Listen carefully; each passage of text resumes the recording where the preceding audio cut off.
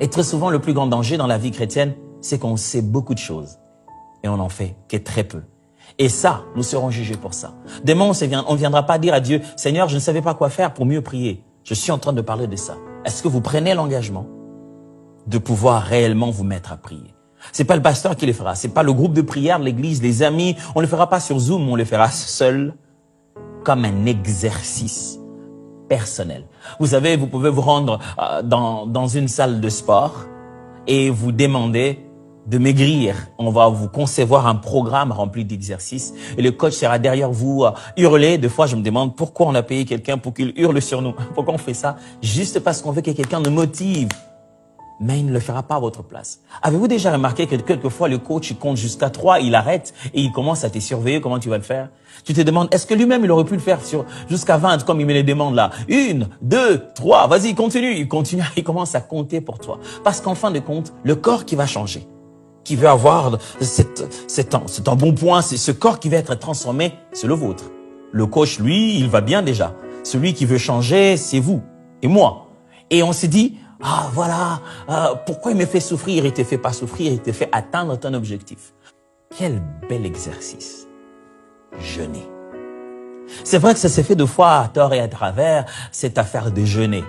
Et très souvent, nous chrétiens, je ne sais pas pourquoi, on a commencé à prendre l'habitude de jeûner à cause de notre problème. C'est-à-dire, j'ai un problème, alors je veux tellement une solution que je jeûne. On se dit, je vide mon estomac et je me remplis de Dieu. Ce n'est vraiment pas ça le jeûne. Le but du jeûne, souvenez-vous, pour Jésus, il a bien expliqué, le corps est faible, la chair est faible, l'esprit est disposé. Le jeûne a pour but de pouvoir encore mettre le corps et l'âme au service de l'esprit. Vous désirez Dieu, vous désirez rester dans la prière avec Dieu, mes frères et sœurs. Vous voulez passer un moment intime avec le Seigneur. Quelquefois, le fait que vous ayez tellement d'énergie, votre corps vous demande beaucoup de choses à faire. Quelquefois, vous devez manquer de quoi nourrir le corps pour être disponible spirituellement. Quelquefois, vous devez manquer de quoi nourrir vos émotions pour être disponible spirituellement. Le jeûne est un bel exercice qui, si vous pouvez l'imaginer, fait baisser tout ce qui est du corps et fait monter ce qui est de la disponibilité spirituelle. C'est un exercice spirituel très, très ancien. On passe du temps dans le jeûne. Je ne parle pas de la privation, ne pas manger. Non, je ne parle pas de jeûner, de faire le jeûne alternatif juste pour avoir une meilleure santé. Non, je parle de décider de réduire toute chose qui nous est plaisante, en commençant par le repas et toute autre forme de choses, les choses que nous aimons, auxquelles nous sommes très, très attachés, c'est priver de cela pendant un laps de temps pour se concentrer à la prière. Je parle de prendre le temps qu'on avait donné à autre chose pour le donner à Dieu. Il suffit pas seulement de se dire, moi aujourd'hui je vais pas manger, mais c'est aussi prendre le temps que vous preniez pour manger, pour le consacrer à la prière. C'est aussi prendre le temps que vous preniez pour préparer et le consacrer à la prière. C'est prendre tout ce que vous aviez comme temps dans autre chose qui devenait très important pour vous, quelque chose de nécessaire et d'utile, vous le mettez de côté pour que la prière devienne votre véritable utilité. Mes frères et sœurs, pour devenir bon dans la prière, apprenez à vous exercer par la privation.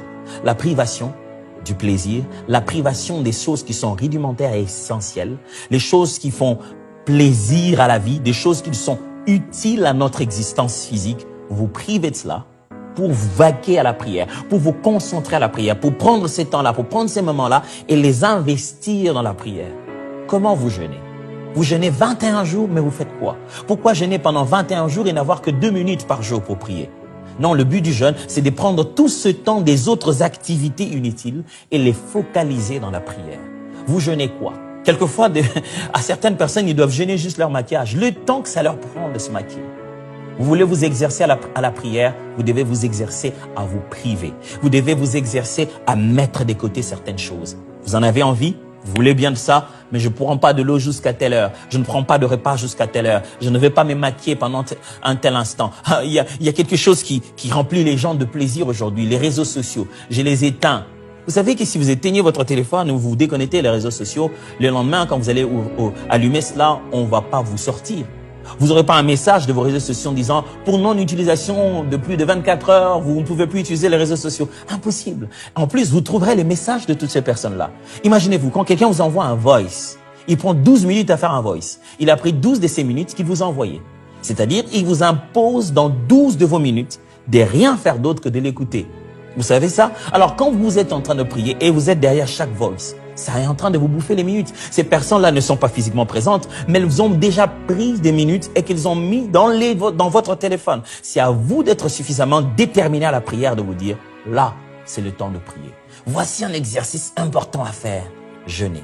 Quelquefois, quand on jeûne en famille, nous les parents, nous privons des repas, mais ce qu'on fait avec les enfants, on les prive peut-être de quelques sucreries. Pas tout, parce que le cerveau est glucodépendant, il a besoin de sucre. Mais on leur prive de quelques sucreries, on leur prive des jeux télévisés, on leur prive de certaines choses. Et on prend ces heures-là à leur parler de Christ, à prier avec eux.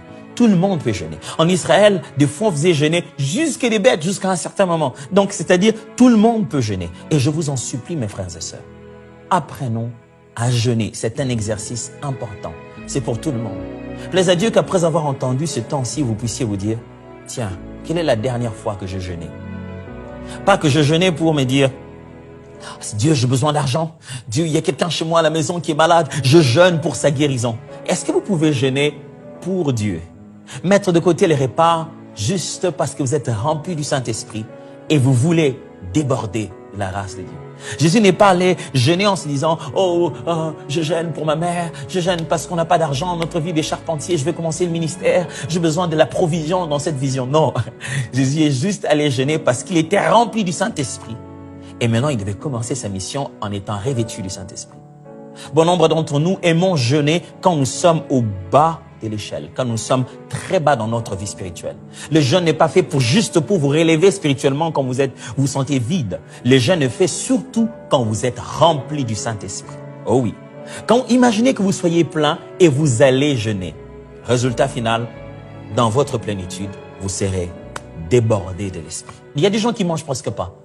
Ils mangent presque pas, mais ce qu'ils mangent en réalité, c'est son téléphone.